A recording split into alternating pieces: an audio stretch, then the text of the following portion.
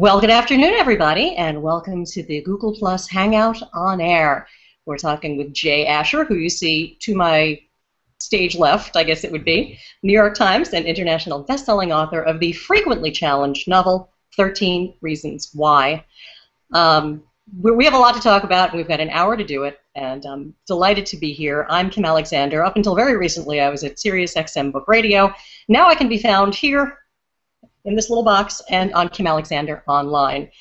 This, of course, is Banned Book Week, which is also known as the badge of honors to be a writer on Banned Book Week Club. As sure most of you know, that's the National Book Community's annual celebration of the freedom to read. And we're going to talk about Banned Book Week, and of course we're going to also talk about Jay's beautiful book, 13 Reasons Why. Welcome, Jay. Neither one of us have ever done these before. This is pretty exciting. No, yeah, this is fun. It's been fun so far. Yeah. Okay, a couple of minutes in. Yes, yeah, we're in our homes, in our pajamas, respective homes on opposite sides of the country. If it gets black and fluffy in here, it's because my cat walked across the screen. But hopefully that won't happen. So, Jay, let's start, I think, by talking about Banned Book Week itself. It's kind of a cool thing. It's a badge of honor, isn't it? In a way. It's always been talked about as a badge of honor, and it is cool to see what books end up there and try to figure out, well, why that book? But when I first became published and now had a book that sometimes gets challenged, I found that from the first time I heard about a challenge, it actually just upset me. And I would get, you're right, I would get all these emails saying, congratulations, you're part of this cool club, because, yes, some of the most amazing books are some of the most frequently challenged books. But it always, from the beginning, just always upset me, because I would hear from readers about, how much my book can help them just feel not alone, convince them to reach out for help, and then find out that somebody's saying my book is inappropriate. It just frustrated me from the beginning. It is cool to see my name up there with like Mark Twain and yes, Mark Twain, absolutely. Sherman Alexie, who's actually banned just bothers me. Yeah. Did you find out who tried to challenge the book, why it was banned, and what was the outcome? What was the story? The only time I hear about it is sometimes I hear about it during the fact when, they're having school board meetings about my book, which was always just weird. They're having a school board meeting about something I wrote. That's just insane. But like the first time I heard about it, there was it was in Illinois, and there was a teacher who was reading the book in class, and a parent complained about that, and so the teacher actually said, okay, if you don't want your child reading this and they're in my class, I'll stop reading it. And that basically just gave the mother a sense of power. So then she decided, oh, that was easy. I now want to get this book out of the library altogether.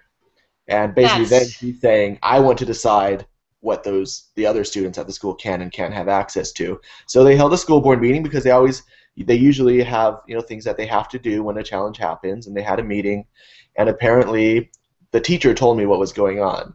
So this is how I found out about it. But the teacher contacted you? The teacher contacted me just saying, I don't know if you've heard about this, here's what's going on, and it's crazy and very stressful. It was as you can imagine, very stressful for the teacher to be put in that position. And so the mother read a scene out of the book without giving it any context. Yeah.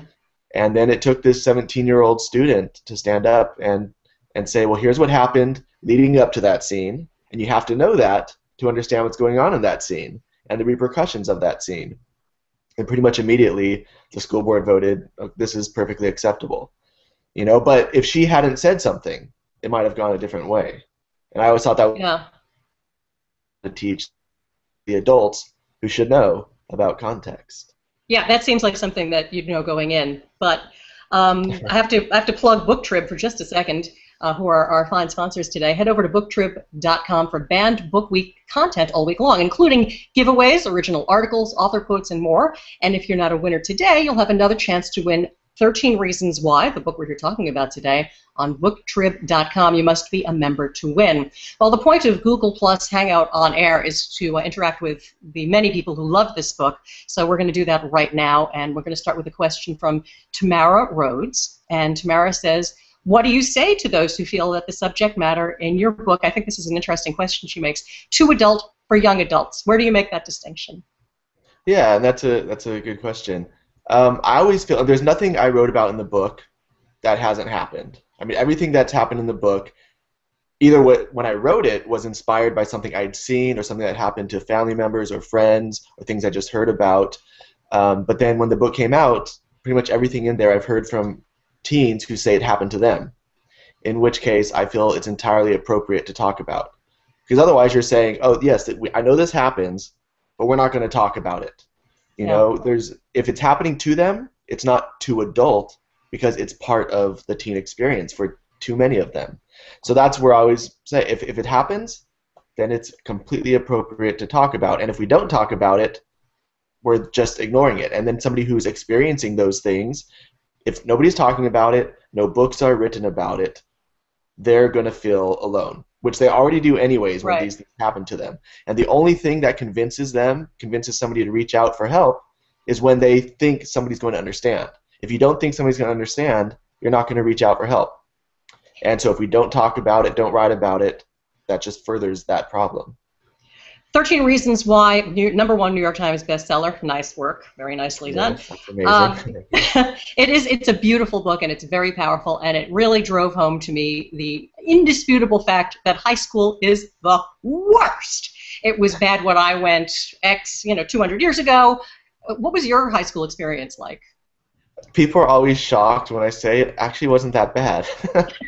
Because all they know about me in high school is what they read in 13 Reasons Why, and most of that stuff didn't happen to me. You know, it happened to other people I know, or some of it I just made up because, you know, for Hanna's character, and yet I knew stuff like that happened.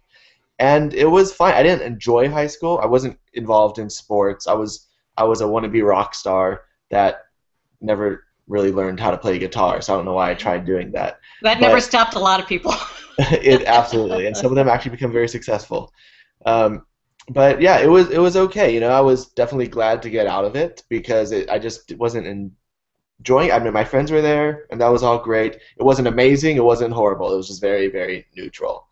And yeah, and so that was it. But it was weird that then you become published, and schools ask you to speak there. Now you're voluntarily going back and speaking to schools. But it turns out I absolutely love that. My favorite part of being an author is going to schools and speaking directly to my readers. You know, that's something I actually did want to ask you about. You're talking face-to-face with people, young adults, obviously, who are reading this book and getting a lot out of it. And are they willing to talk to you about their experiences? Do they want to pull you aside and tug on your sleeve and say, I know somebody like Hanna, or I am Hanna? Yeah, it happens pretty much every time I visit a school. Usually, after I'm done speaking, I do have question and answer time after my presentation, but then after that, people can come up and talk to me, get books signed, get their foreheads signed, which happens very, very frequently. But there, in that one-on-one moment is when they will talk to me about why they identified with the book. And sometimes it is because they very much identify with Hanna's character. Other times it's they know a friend who's dealing with something similar, and it's just tearing them apart because they don't know what they can do. They love that person, and they see that person struggling, and so people identify with it from all different, perspectives, and that's something I always found interesting. Your perspective is going to change the way you read a book. If you've experienced this, you're going to read it differently than if you never have, or if you know a family member has dealt with it, you're going to read it a little differently, and that to me was a really fascinating thing to discover. It's the same book, same words. Yeah. But you obviously, it makes sense, but I just never thought about it until I became a published author. Everybody reads the same book differently, and those moments though, talking to the teens and hearing their stories, it's an honor that they feel they can open up to you just because of something you wrote, and it's a huge honor. But and at times it's very overwhelming. You're hearing these stories that are just very, very sad. But again, the fact that they feel they can open up to you, helps, because it always helps when you feel there's somebody you can open up to. We've got a question from Catherine Aminette, and Catherine asks, what would you say to teachers, educators whose students are reading 13 Reasons, but rather than banning it, maybe make it part of the curriculum, would you suggest sexual harassment be included in education? Absolutely. Yeah. And it's been amazing to see that my book has started to become included in curriculum, and not even my book, any book dealing with serious issues, when it's a part of the school. Essentially what that school is telling the students is these are things we're not afraid of. And it doesn't have to go beyond that. You can then just discuss the book. and it is telling the students something very positive. But if you go beyond that and use my book or other books to talk about bullying, sexual harassment, it's great. And that is what I've heard. You can't, in a way, you can't talk about the book in a class and not bring those things up. And now it becomes a part of something your school is discussing. And just this discussion. We know that sexual harassment happens. We know bullying happens. We know all the other things in the book happen. But if we don't talk about them, again, it makes somebody who's going through that less likely to reach out. So just discussing it, just using the book is great. And that's why, and I always say that when I do visit schools, I make sure when I'm on the stage speaking, I say, your school would not have invited me if they didn't think these things were serious and if they didn't take them seriously. The reverse is true, though, when a school district, somebody at the school district tries to ban it. And if it successfully becomes banned, that's sending the opposite message. We know this happens, but we don't want to discuss it. And I think that's really dangerous. It's true that it's taken off the shelves, but I don't think, like the saying goes, you can blow out a match, but you can't blow out a fire. That book is still there. Those things still happen. I don't know if you really can ban a book. Yeah, it is really hard, but the thing is access. Some people, there are, hopefully the library, hopefully then the public library has it. Yeah. And again, hopefully the public library hasn't banned it. So students that don't have the money to go out and buy the book, or maybe don't have a friend they can borrow it from, anytime you consciously take a book out of circulation, it does make it harder for some people to have access to it. And yes, there is attention drawn to it, so somebody who may not have heard about the book now has heard about it, but the more access you have, the better. We're going to take a question from Kate Bell, and this is an interesting question. I don't know if writers actually write this way, but she asks, when you were writing 13 Reasons Why, did you ever think it might be considered so controversial that it may be banned? Were you surprised? I did think about it. 13 Reasons Why was the first time I'd ever tried writing a teen book. I was trying to write books for young kids before that, and humorous books, things that were probably never going to get challenged. And so when I was writing it, I had started meeting other YA authors, and I started following what was going on in the YA industry, and I would hear about the book banning, so I knew it was a part of it when you write about very sensitive topics. But I also knew that only positive things will come if you write about them honestly. And so here I came up with this idea on very sensitive issues. I knew that right there there was going to be potentially some controversy. But my job, I felt, when I was writing it was to not let my inner voice tell me to pull back at all and just write it honestly. And so, yeah, there was a part in my mind that was a little nervous about that. I'm a very, very non-confrontational person. And then so there was a part of me going, but I'm writing something that people might see as confrontational, and it might lead to some confrontational times when my book is challenged, and if it is. And if it was never challenged, great, that would have been wonderful. But there was one scene in the book that gets it challenged more than any other scene, and that which is that?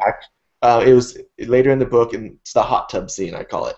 It's the most sexually graphic, and that's the easiest thing for people to point at and say, that's kind of graphic, I want to challenge this book, I want to ban this book. And it's not usually, there's many reasons, but that's one really big reason, sexual content. But I felt, because of everything Hanna, the main character, has gone through, that scene was very, very important. And her story didn't hold together without that scene.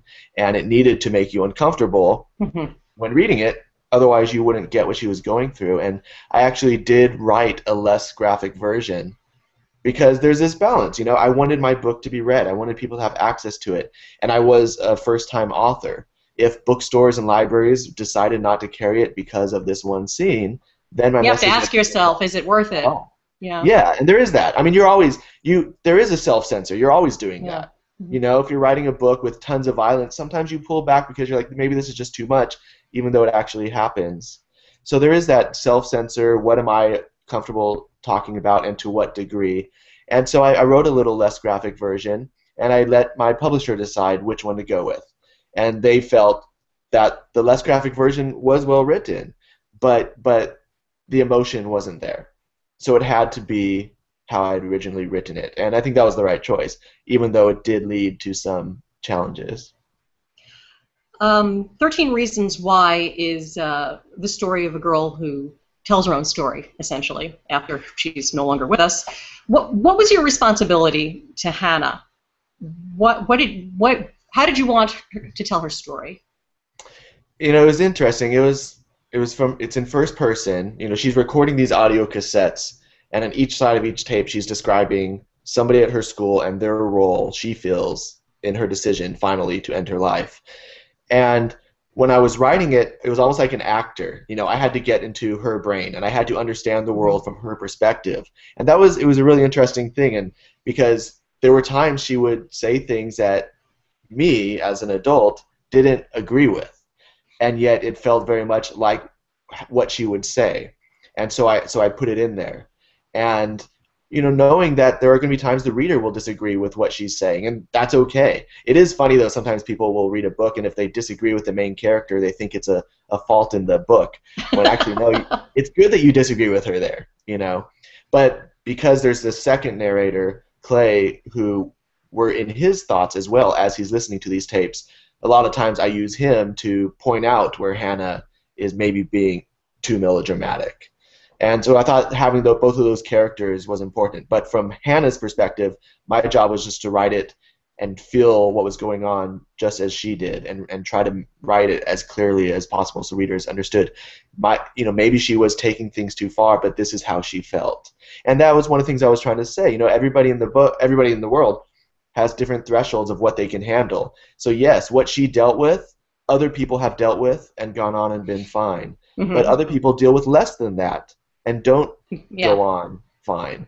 So just because you can deal with something doesn't mean other people can't, and it doesn't mean we have to look down on them for that. We should be aware of how we treat people and know that everybody responds to things differently. And everybody's going through something that you can't see. It's not signed on their forehead, right? You know? Right. So I have a question from a public librarian. We love our librarians. Emery Ortiz says, "Hi, Jay. I'm a public librarian, and our patrons love, capital love, your books, which are definitely not banned here. Not sure where here is, but yay, Emery. Emery wants to know what you have in the works, what you're working on next." Yeah, usually we save that for the end, but we'll ask it now. I'm working on another teen book right now. And I never really describe what they're about, because I have a hard time until after the book's out figuring out how to describe it. And then so usually I would describe, like with 13 Reasons Why, you know, it's my first teen book, and I would describe it to people, and I would say, so it's about this girl who commits suicide. And suicide is such a strong word that once you say that, either people already know they do or don't want to read the book, or they think they already know what the book's about. So it took a while of getting these reactions of blank faces and realizing, okay, I need to figure out a way to describe this book that, you know, I wrote it as a suspense book. So I describe it in a way that kind of enhances that aspect, and the suicide part comes in later. But it takes me forever to figure out how to describe books that get it across how the book will get itself across. So I can just say that, you know, The Future of Us was different than 13 Reasons Why in a lot of ways, even though there are some similar themes. And it's the same thing with this third book. It's also very different than my first two, but there are definitely connections in how I view the world. Excellent non-answer from Jay. Thank you. What this next book is about. We've got a question from Kristen Spangenberg, and Kristen, and this is actually, I wanted to talk to you about this, the interesting way that you decided to unfold the mystery. Why did you choose this particular way to write about Hannah's story, asks Kristen. In the first person, although she's already gone, she narrates part of the book. Why not write it in the, I need to use my mouse, hopefully we won't disconnect the whole thing. Why not write it in the third person, allowing the reader to relate to the person trying to understand Hannah's decision? So talk about the structure of the book, which was a little unique. Yeah, I came up with the structure of the book before I came up with the premise. I had taken this tour of a mock-up of King Tut's museum, and it was an audio tour, and it was the first audio tour I'd ever been on. And at the very end of that tour, I thought I had just started writing books. And at the end of that tour, I thought that would be a really cool structure for a novel, where instead of chapters, you would have sides of cassette tapes, and instead of one narrator or two narrators narrating different chapters, you would have two narrators narrating simultaneously. You would have the recorded voice, like the audio tour, and then you would have the person taking the audio tour, their thoughts of what they're hearing and what they're seeing. And I just thought it was such a cool premise, or cool structure.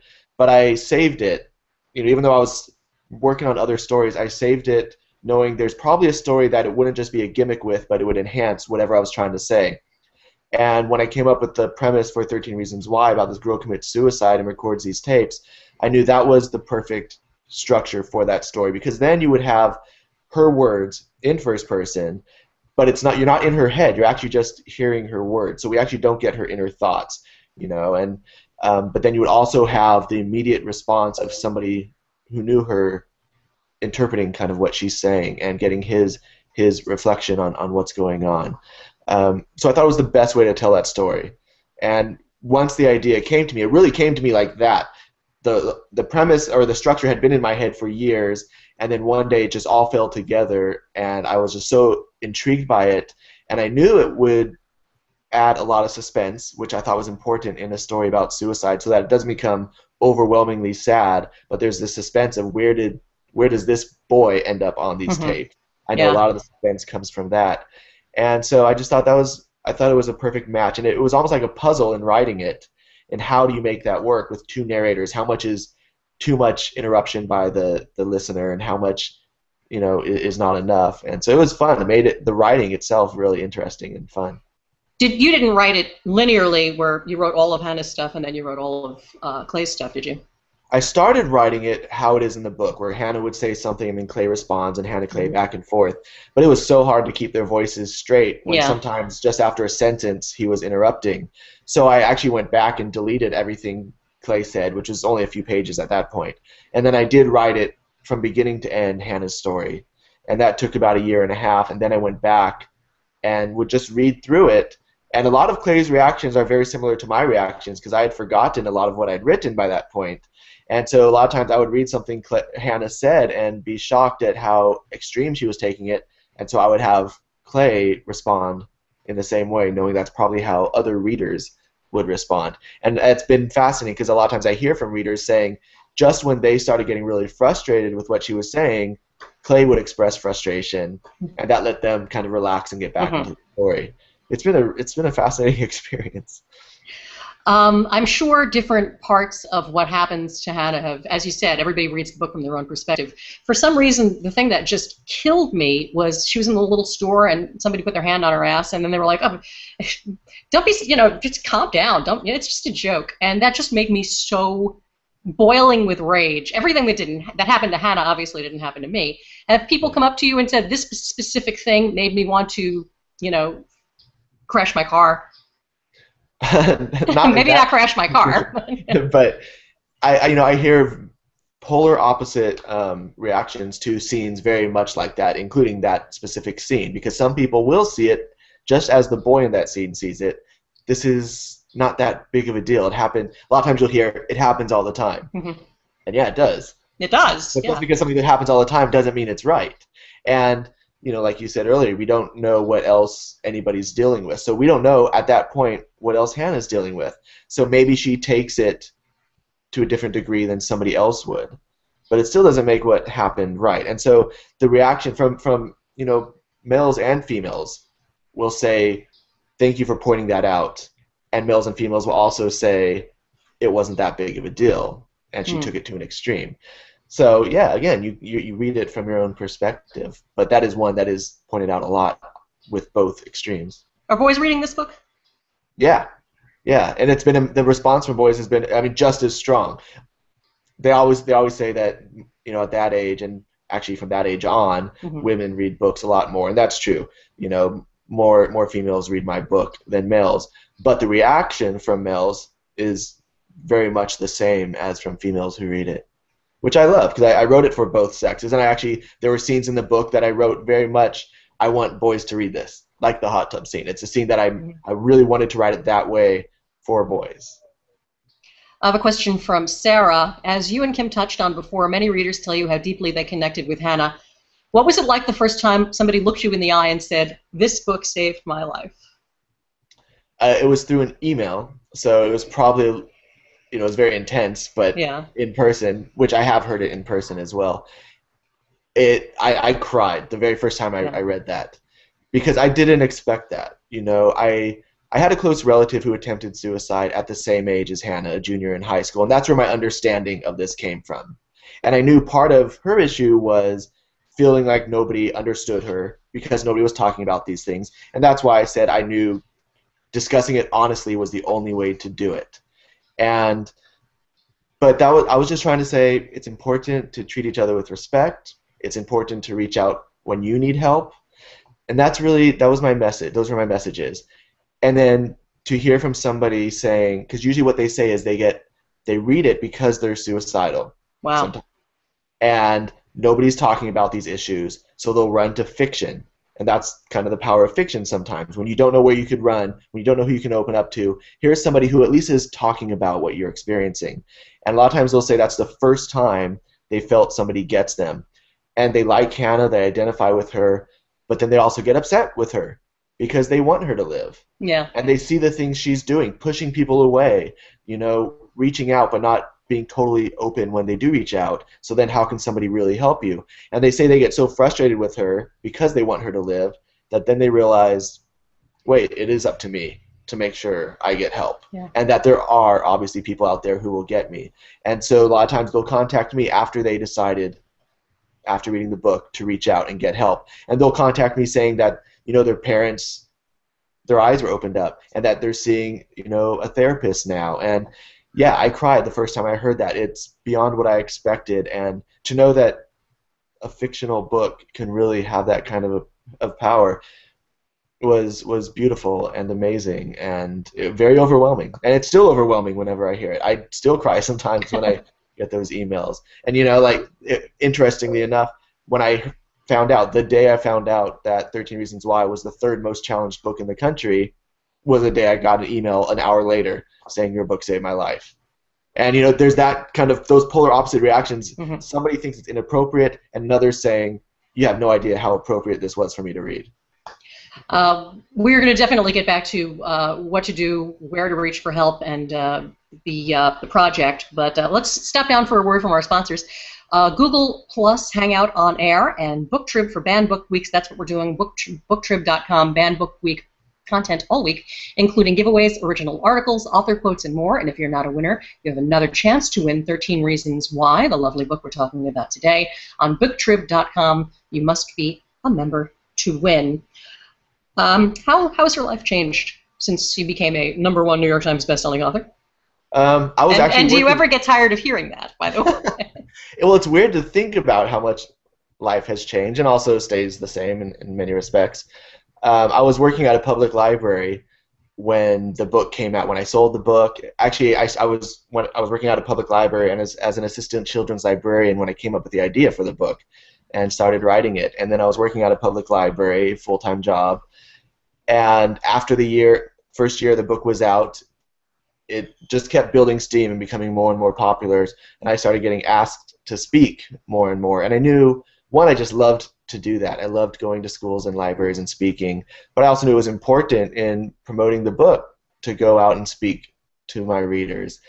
And I started getting asked more to speak than I had vacation hours for. And I had never said no to a speaking engagement at that time.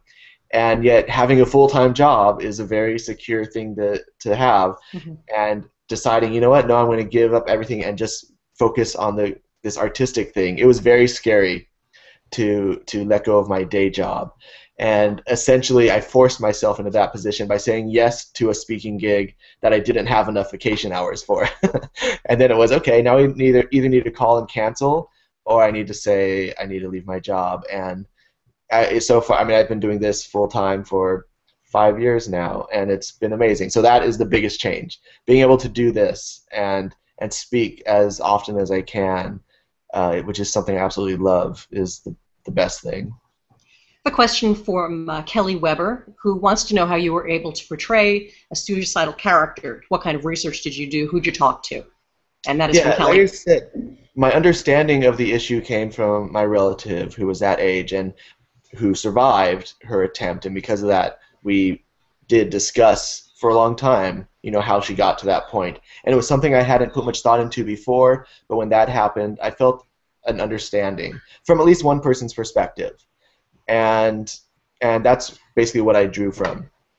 And I also thought, like, because I get asked a lot, how did I write from a suicidal female perspective, but also as an adult writing from from a teen perspective, and I actually just don't think there's that much difference in how, whatever your gender is or your age, your initial response to being treated disrespectfully. I think our initial response is very similar. When we're adults, we've had more experience dealing with those things, so we know how much weight to put on those disrespectful moments, and we also know how to deal with them in different ways. And the same thing between male and female. I think we're raised stereotypically to respond to things differently.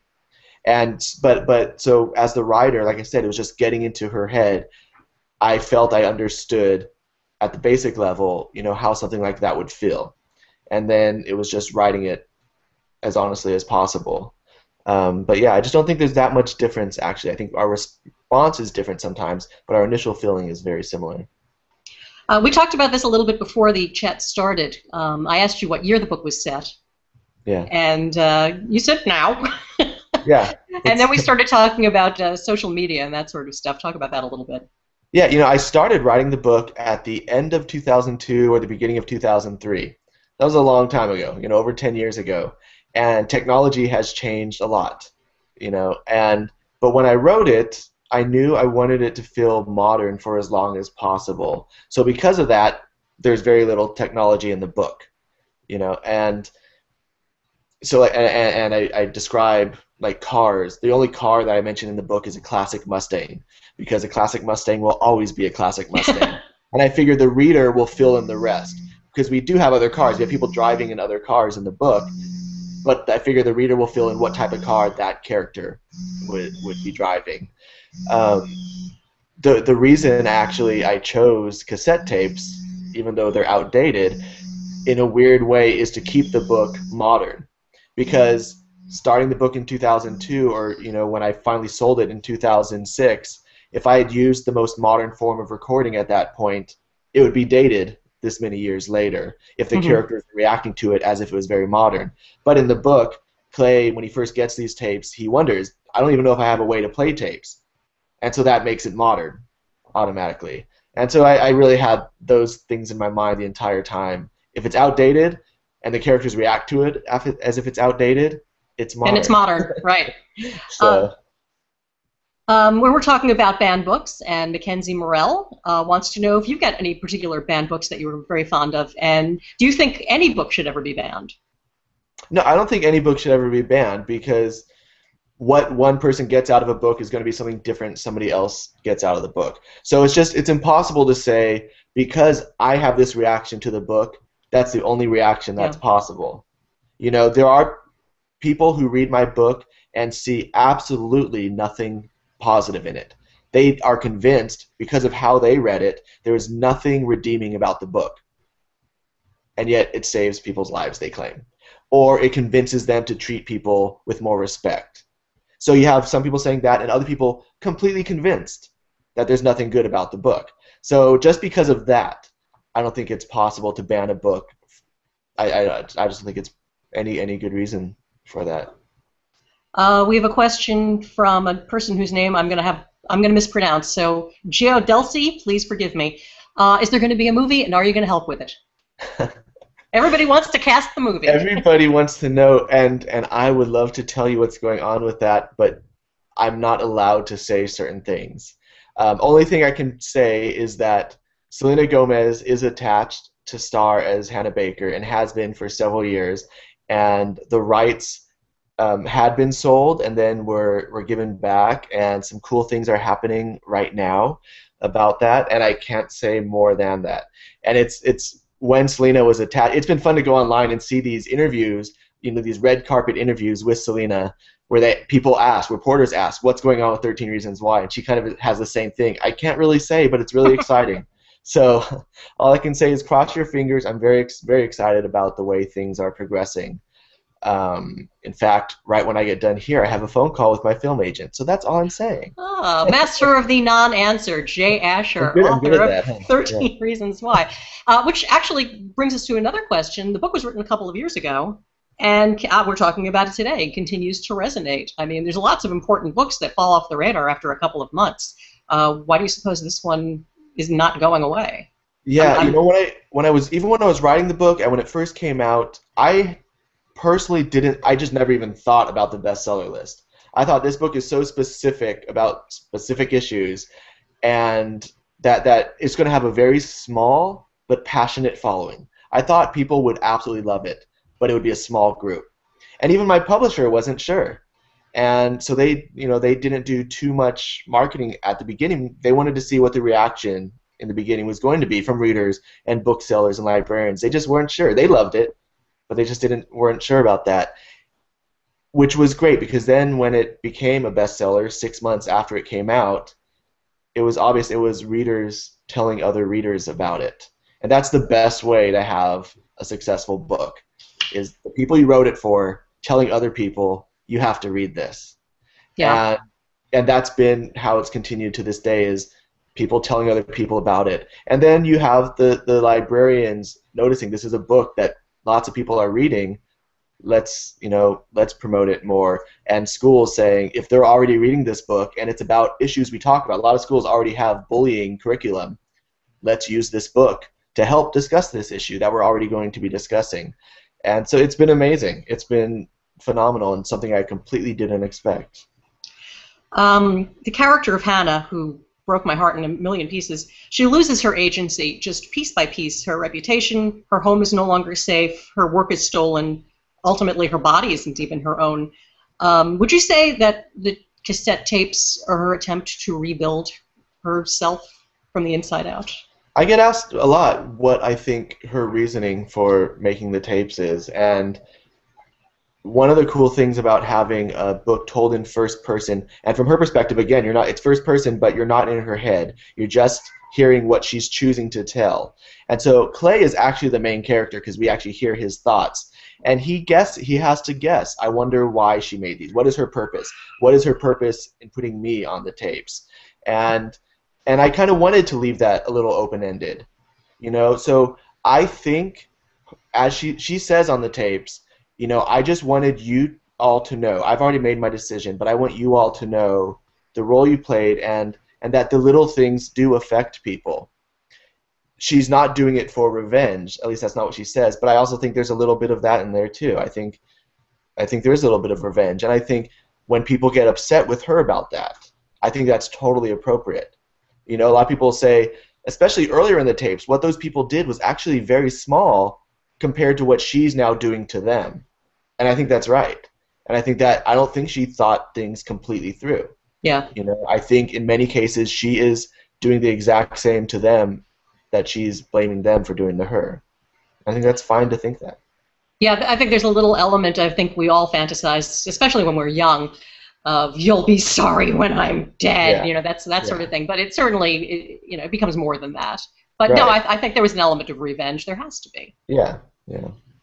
Somebody who's calling themselves "My hand is frozen." Turn the air conditioner down, I guess would be my suggestion. They want to know. Like this. Yeah. Just like this. Do you ever write from your life? Are your characters entirely fictitious? They are completely fictitious, and yet then after I wrote the characters, I can look back and see, okay, this character represents me in this way. For example, Clay is a lot like how I was in high school, very non-confrontational, as I've mentioned, and because of that, there's one scene in the book that was pretty much, there's only one scene that highlighted kind of who I was in high school, where he sees Hanna being teased in the classroom, and he thinks it's unfair, but rather than get involved because it doesn't concern him, he turns away when she looks over at him. And I don't know if he necessarily should have gotten up in the middle of class and gone over there and stopped it. Maybe just meeting Hanna in the hallway after class and saying, I saw what they were doing, and you need to know that I recognize that was horrible. That probably could have really made her feel better, because right now she probably, at the end of that chapter, just feels like nobody cares what these other people are doing to me. So he, being non-confrontational, wanted nothing to do with it, and that's very much how I was. Now, if I see something like that going on, I'll figure out the best way to approach it, but a lot of times I will at least try to let the person know, yeah, that was really cool what was going on. Clay, obviously had a very steep learning curve compared to what I had, but other than that, I was nowhere near being valedictorian like Clay's on the road to becoming. But again, I can look at pretty much every character and see certain bits in their personalities or their emotions that are going to be connected to me in some way. Kristen Spangenberg actually asks us a Clay-centric question, so let's stay on that topic for just a second. She says, why did you depict Clay, whose role was smaller in Hanna's life as opposed to someone who had more of an impact in her life? In other words, I think you understand what Kristen is trying to say, even though the question moved while I was trying to read it. Yeah, why did I give him the reason to end up on the tapes that I did? And there were two reasons. And I didn't know what his role was going to be, even after the first few chapters. I wasn't sure what to have. But because it's first person and you're in his head, if he, and like I said, I knew a lot of the suspense would be, what did I do to end up on these tapes? What did Clay, the person whose eyes and ears are basically helping us through the story for the reader, what did he do? If it was something big, he would have known. So at the very first moment when he listens to the tapes, he would say, oh, I know why I'm on here. It's for this reason. Now I'm just worried about exactly what she's going to say. So to keep that suspense, it had to be something that he was a little bit unsure of why he ended up on the tapes. But when I was trying to figure it out, I was actually driving to a writing event with another friend, and we were discussing. She knew what the book was about, and we were discussing what could he have done. And she basically said, because that's who the reader is connecting with, if he did something really horrible, it will, when the reader gets there, after identifying with that character, it would make the reader feel horrible for being in that person's skin for so much of the book. So it had to be something that when the reader got to it, they could move on with the story without feeling gross for being in this person's head.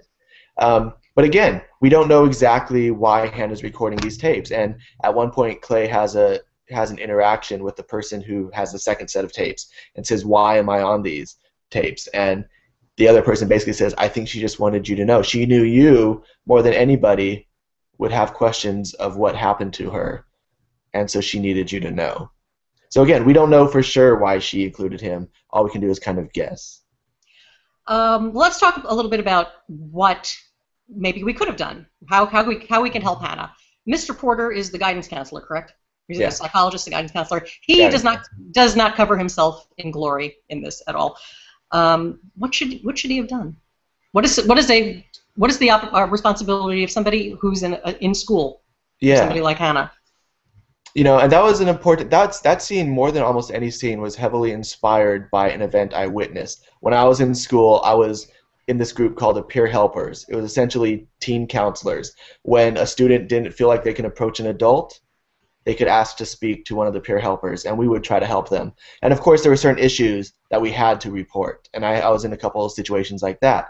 And there was one situation where a student wanted to talk to a guidance counselor, but knew he didn't have the courage to do it without me there, without a peer helper there. And so I knew what the issue was. I talked to him about it. I set up an appointment, and I said, okay, what I'm going to do is I'm just going to sit in the room, but then it's up to you guys to discuss. And while they were discussing, it's very similar to what was happening between Mr. Porter and Hanna. The student would open up a little, and Mr. Porter would respond to what was being told, but then the student didn't fully open up. So then the guidance counselor couldn't fully engage with what was going on. And that's where I had to step in and say, okay, you're not telling the whole story, or you're just at least not telling how it really, really affected you. You're kind of making it seem like, here's a problem, but I'm dealing with it fine. And so when I was writing that scene, I thought, what if a person like me, a peer helper, wasn't in that room? And Hanna was asking for help, but not being completely open. And Mr. Porter was just responding to what was being said, and not probing maybe as much as he should have, but only because he wasn't sure exactly how much it was affecting her. And I've heard from guidance counselors about that scene who say that's always their fear, that they're responding to something but not asking the questions that need to be asked because that person's not being forthcoming on their own. That's a fear, and I imagine being in their position, that would be hard. So I think maybe Mr. Porter could have done more, but at the same time, Hanna could have done more. And I wanted to show that balance, because that really is the scene. That's about the reader and people around them. If you're having these feelings, you need to be open. And if somebody's coming to you, you can't be afraid to ask questions that might be uncomfortable to ask. And that brings that brings us to the 13 Reasons Why project. Can you Yes. talk about that a little bit? The 13 Reasons Why project was an idea that my publisher had because we had a website for 13 Reasons Why where people can comment, what they thought about the book. And we just kept hearing so much people saying, I thought I was the only one experiencing these things, and it was just such a relief to hear that somebody understood me. And we just kept hearing that over and over, and I would share some of my emails with my publisher saying, look what these people are saying. This is so beautiful. And I didn't think I was writing a book like that. And yet people are having this amazing response to it. And they thought, let's have a place where people can go and post videos, post pictures, post comments, and you can state by state click to where these comments are coming from and these videos are coming from to show that there's this massive response to this one book, and the response is being, thank you for talking about this. It feels good to have this talked about and to know other people get it. And this way you can see that there are people all over who get it. You're never alone. There are always people that understand. That's just such a beautiful thing to recognize. And so I was so grateful that my publisher decided to, 13 Reasons Why project, have a place where people can talk about these things. Off the book track a little bit, but on topic, I think. Has anybody told you that the story reminds them of Veronica Mars a little bit? The TV show Veronica Mars? I never actually watched Veronica Mars. Okay. So, and I can't, because I don't know it, I don't remember exactly why they say there was a connection. But I have heard Well, you've got some Netflixing to do in that case. Okay. Kristen also asks, she says she's read the book a couple of times, but did you write symbolism into the book, or did you not worry about that, or did you try and make it literal? How important is that while you're working? I mean, there is some symbolism, and some people will write symbolism where there's this already an understanding that the color red means this, and so they're going to make this object red. I never did that kind of symbolism. It was a little, maybe not as subtle. For example, there's a scene, my last school visit, somebody asked the rocket ship slide. Yeah. What was this? Was there symbolism in that? Or why did I make why did I put this rocket ship slide in the book? And it appears a couple different times in the beginning of the book where Hannah's new to this town, and she says she used to go to this rocket ship slide because they had one of those at her old school, or in her old town. And so if things were a little stressful and she wanted to feel the innocence from when she was younger, she would go sit in the top of that rocket ship and just look at the trees and feel the breeze and just kind of go back to that innocent time. And then she sets things up so that her first kiss takes place at this slide because she wants her first kiss to have this innocence. And so when the first kiss makes this rumor happen that isn't true, for Hanna it's just that much more horrible because it was not just supposed to be his first kiss. It was supposed to be a beautiful first kiss with innocence and all this, emotion surrounding it that she planned. So it's an obvious symbolism, this park and this slide of innocence, and how much Hannah's been torn away from that innocence. So there's symbolism in things like that, where I set up certain situations so that it's not just her having a first kiss, but there are things surrounding that kiss. I just wanted to, Hanna, honey, you'll grow up and you'll never think about this. But I guess when you're inside, particularly when you're that age, everything is the most important thing in the world because, as we said earlier, there's just no context. Well, one of the things, the producers of the potential film, about which we can say nothing. I had lunch with them one time, and they said something that I never thought about but made perfect sense.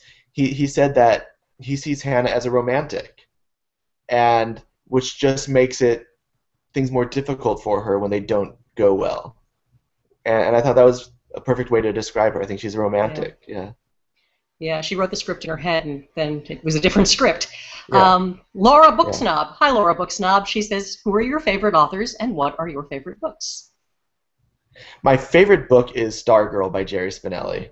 I absolutely love everything about that book. It's the only book I've actually read twice and enjoyed it just as much the second time. You don't reread books?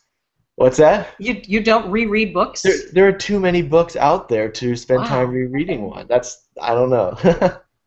But yeah, that's my favorite book. Chris Crutcher's always been one of my favorite authors. He was the first YA author I ever read.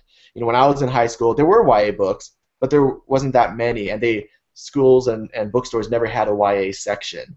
And so I didn't read YA growing up.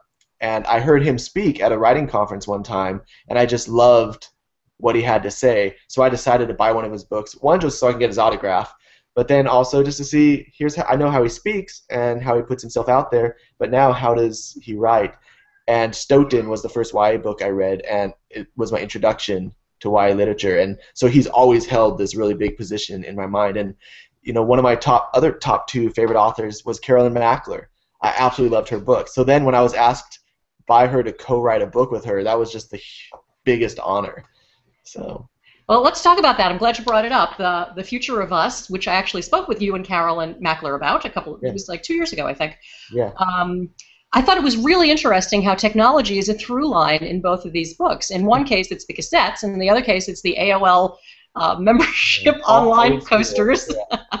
That was not intentional. We used to joke about that. What's my next book going to be about? Carrier pigeons? Or, Yeah, The Future of Us, another YA, not perhaps quite as dark, but teen years are never a picnic. So that book I loved that book quite a bit. And I wonder if how Hanna would have done if those folks were her friends. Things might turn out a little bit differently. Yeah, we had two main characters, a male and female. Yeah. And each of them had their male and female best friend. And when we wrote those best friends, they were just supposed to be little characters that just popped up every now and then. But both of us said, wow, I'm really starting to fall in love with the secondary characters because their friendship is so beautiful. They're always there for each other, and yeah, that's one of my favorite things I've written is the friendship between everybody in The Future of Us. Do you like what do you like writing? Do you like plot? Do you like writing dialogue? I'm writing right now, so I'm finding that I'm loving writing dialogue. What parts are fun for you? Dialogue's always been my favorite thing. Yeah. I mean, it's always come naturally to me. I mean, it's always amazing to me when I read dialogue that I don't feel is very good. I'm like, we all talk. How come we just can't write it? It's the easy part. But we all have our things that we're strong at, I hate writing description. Suspense. Suspense is the main thing that I focus on when I write, and it's something that I enjoy doing. But it was prompted because of 13 Reasons Why. I never liked reading sad books. So when I was writing, when I came up with the idea, I realized I wouldn't personally read this book unless it completely grabbed my attention from the very beginning. So I knew the message I was going to say, and I knew the issues that I was going to be dealing with were already going to be there. So my job was to make it as suspenseful as possible, make it a page turner. So I really focused on that and found I loved doing that. I loved finding ways to make the reader turn the page one more time. And so that's my favorite thing to think about, is to think about suspense and then have fun with the dialogue and then fill in all the other stuff that I don't like. We've got a couple of minutes left. So as we get close to the end, I guess I would ask what you would say to Hanna. If you had a Hanna in your life, what would you do? There's always going to be people out there who will understand, just like there's always going to be people that don't. But every life is worth saving. Every life is so beautiful. So yes, reaching out and having your attempt to reach out either blocked or pushed back or ridiculed, that's horrible. And that's never going to feel good. But there are going to be people that want you to go to them. That if you didn't, they would be just so torn up because they are there. That was my relative. Part of the problem was she didn't think anybody was there because they weren't picking up on her clues, kind of like in the book. She would reach out but not be totally honest, so they wouldn't completely react the way she hoped they would. And then when she attempted suicide, yes, they were relieved that the attempt was a failure. They were thankful that she was alive. And at the same time, were upset that she didn't go to them and reach out and make sure she got across what she needed to get across. So there are always people that will be there. It might not be the first person. Some people just aren't good listeners, and that's a sad fact. But for the other people, it is important to make sure that the people around you know they can come to you. Suicide, such a hard word to say. It's so hard to say, are you thinking about suicide? And yet it's a life or death situation. It needs to be asked sometimes. At the very least, the person would say, no, of course not.